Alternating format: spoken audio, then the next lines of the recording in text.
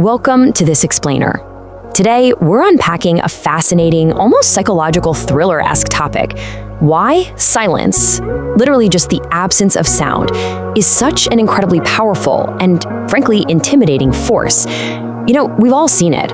Why do some people command absolute authority without uttering a single word, while others just talk endlessly trying to be heard? Well, it turns out silence is a lot more than just an empty space. It's actually one of the absolute most potent psychological tools you have at your disposal. Okay, let's dive into this. I want you to picture walking into a room and suddenly the conversation just stops. Complete silence. You feel that visceral, almost universal discomfort in your gut immediately, right?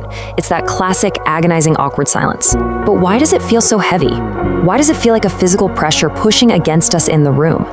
To answer that, we aren't just going to look at modern psychology. We're pulling back the curtain and jumping straight into the philosophical deep end using the profound observations of history's greatest thinkers. Section 1. The Weight of the Void. The Mind in Suspense. The ancient Stoic philosophers had a really brilliant way of looking at this. Seneca actually hit the nail on the head when he pointed out that our anxiety doesn't come from the silence itself. As he noted, fear and hope march in unison. Kind of like a prisoner and an escort. They both belong to a mind in suspense. You see, when someone is silent, our minds are suspended. We project our thoughts way out into an unpredictable future, frantically trying to guess what the other person is thinking instead of just adapting to the reality of the present moment. And this brilliantly illustrates the huge divide we see in human behavior. On one side, you have the noisy mind, representing the anxious masses, totally driven by fear, always living in suspense, obsessing over what might happen next. Contrast that with the silent mind, which is the Stoic ideal. It's perfectly anchored, tranquil, and entirely adapted to the present moment. When a noisy mind encounters a silent mind, it absolutely panics, simply because it can't find anything to grip onto. Moving to Section 2.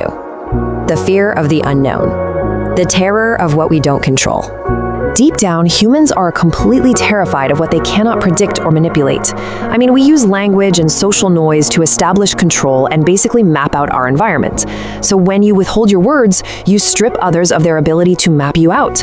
Friedrich Nietzsche captured this perfectly when he said, "Whatever is much thought about is at last thought suspicious." Think about that for a second. When you stay quiet, people are forced to think about you. They overanalyze your quietness. Your silence totally masks your will and your intentions, leaving everyone else completely in the dark. And because human nature naturally fears what it doesn't understand, they immediately view that quiet strength with a deep, creeping suspicion. Breaking down this philosophy, we see exactly why the void is so terrifying to people. First, it completely masks your real intentions. Second, it prevents others from predicting your next move, which strips away their feeling of control. But that third point, that is the absolute game changer. It forces them to project their own fear onto you. People don't actually fear the silence itself, right? They fear the terrifying monsters their own imagination conjures up just to fill that unreadable void you've created. Section 3. The Mirror of Insecurity. The Invisible Vengeance. This fear leads to a super fascinating psychological dynamic, the mirror effect. Silence essentially acts as a highly polished psychological mirror. Just listen to how Nietzsche describes this in his masterpiece, Thus Spoke Zarathustra. He observes that a grounded, silent person doesn't actually have to attack anyone. By simply being quiet and present, you reflect the flaws of small people right back at them. Because they feel their own inadequacies staring them in the face, they lash out in an invisible vengeance. They resent you literally just because your silence highlighted their own inner noise. So this builds into a totally predictable physical and psychological reaction. First off, the masses secretly feel despised by your quiet pride. Because they can't trigger you, their frantic emotional energy simply leaves them. It's like watching the smoke of a dying fire just dissipate. Ultimately, they become completely dumb and tongue-tied when you approach.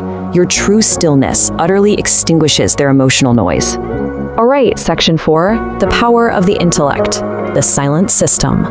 The brilliantly grumpy philosopher Arthur Schopenhauer made some incredibly sharp observations here about the inverse relationship between noise, intellect, and emotional dominance. For him, silence wasn't just some clever social tool. It was an absolute biological and intellectual necessity. He coined this amazing concept called the silence of the will. He believed that our human intellect is often just a slave to our emotional impulses, what he calls the will. To achieve true coolness, true presence of mind, and objective thought, you have to actively silence your emotional will. If you don't, Panic, anger, and noise are going to completely paralyze your thought process. Now, what's really interesting about this is how Schopenhauer drew an analytical, almost surgical correlation between someone's noise tolerance and their intellectual depth. He argued that people with high intellectual capacity actively require silence. They need it to think objectively and deeply. Conversely, folks with a lower intellectual capacity have an incredibly high tolerance for noise. In fact, they crave constant distraction because they are desperately trying to avoid the painful process of sitting with themselves and self-reflecting. Because of this massive divide, Schopenhauer actually advocated for what he called the silent system. He proposed that adopting an intentional quietness is a strategic and, frankly, intellectually superior posture. When you're faced with loud critics, detractors, or just the chaotic noise of the world, your supreme defense is never to argue back. It's to completely neutralize their external attacks by remaining silent and simply ignoring them. Believe me, it drives them crazy while totally preserving your own mental clarity. And that brings us to Section 5, Authentic Solitude, the Night of Faith. This is the existential climax of our explainer. Moving way beyond silence as just a defense mechanism, Søren Kierkegaard talks about something he calls the authentic leap. This happens when a person commits to a profound personal truth that is so singular and often so seemingly irrational to the outside world that it becomes literally impossible to communicate to the general public. Because deep authenticity can't just be spoken or easily justified to the masses, the truly authentic person is rendered terrifyingly profoundly silent.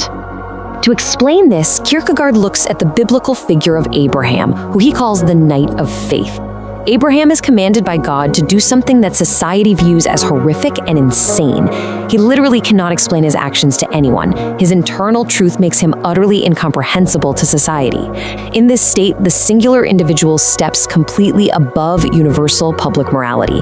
His silence is the heavy, heavy burden of a truth that no one else can possibly understand. Ultimately, the traits of the truly authentic individual become super clear. They actively accept the anxiety and loneliness that comes with their path. They completely detach from those comforting public notions of what's right and wrong, and most importantly, they possess a deep, unshakable presence that is entirely free of external emotional noise. Silence in this context is totally reframed.